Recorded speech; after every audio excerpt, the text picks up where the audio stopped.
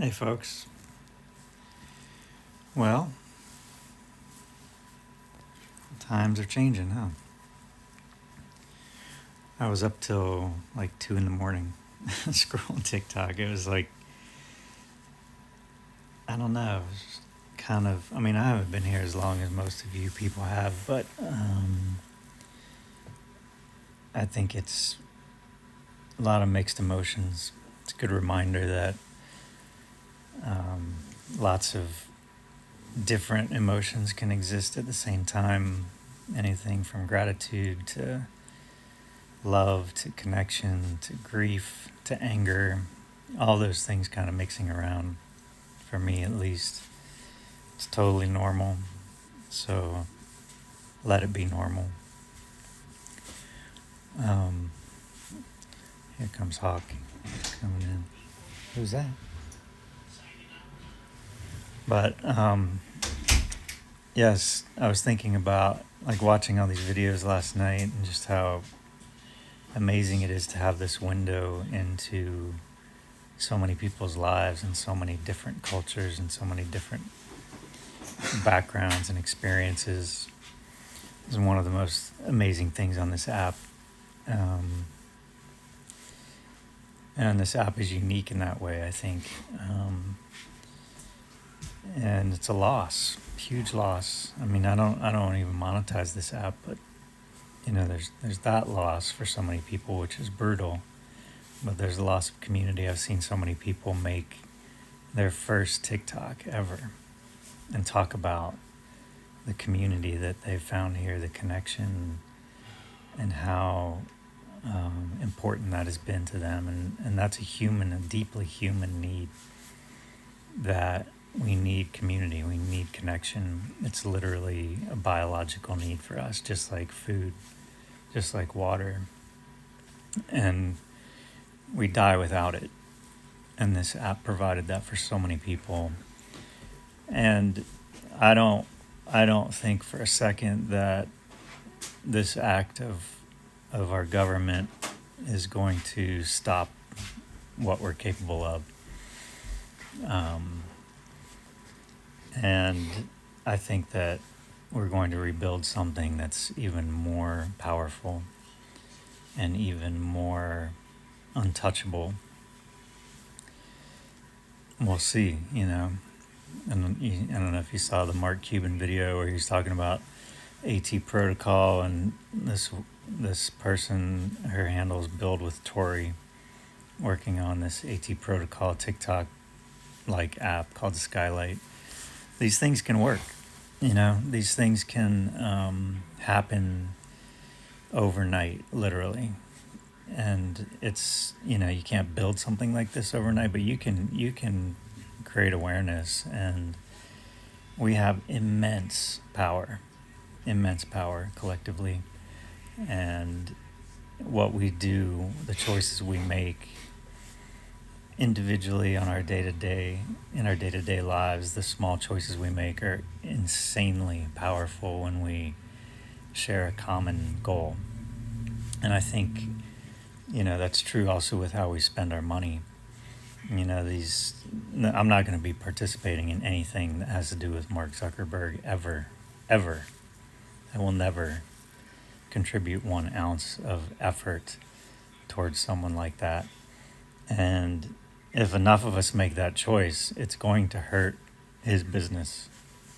And it doesn't have to hurt it by very much for this fickle market to punish him and to punish his bottom line.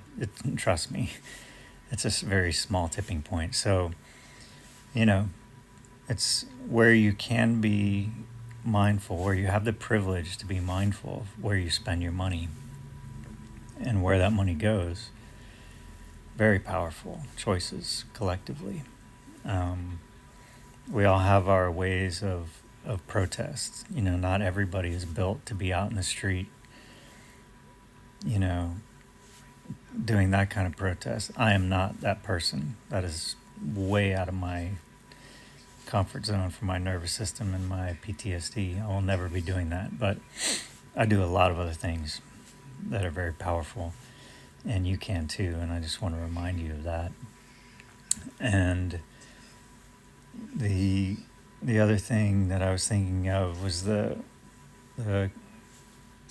Krishnamurti quote, something like, it's no measure of health to be well adjusted to a profoundly sick society.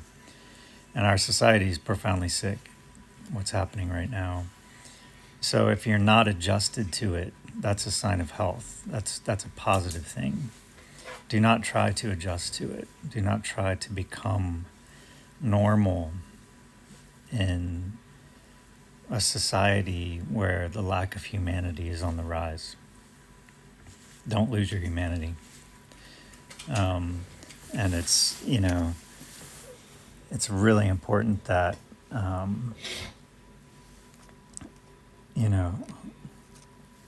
we keep in mind what we can do for ourselves individually to take care of ourselves, and how that collectively, if you take care of your mental health, you take care of your physical health, that bleeds out to the people around you in ways that are just really profound. Hold 1 second. All right, I'm back.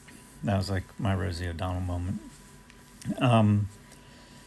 The other thing is, there's going to be a massive dopamine withdrawal from this app.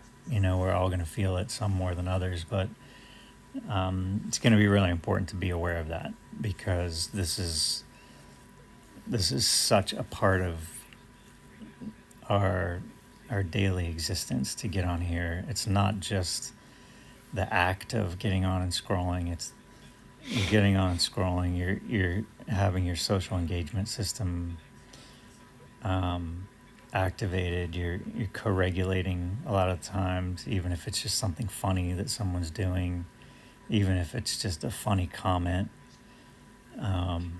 That's co-regulation. You're interacting with people, and we live in a society where we get more of that now from this app than we do in real life, often because we're at home, we're working at home, we're isolated, we're not out. Our society has changed, so the dopamine withdrawal is going to be real. So find ways to kind of ease yourself into that. And a lot of us are going to just switch to another app. That's I get it. I'm going to be focusing on YouTube and maybe Blue Sky, trying to work with those.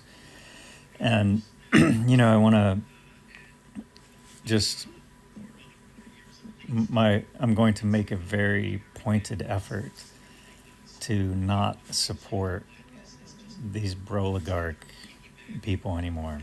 We can harm them in their wallet. We can hurt their businesses. We can collectively decide to set a boundary and say no. Just no. That is our power. And it is the most important thing to them is money. So let's do it. Let's respond. It's not a reaction, it's a response. And it's a powerful response. And we do not have to play ball with that.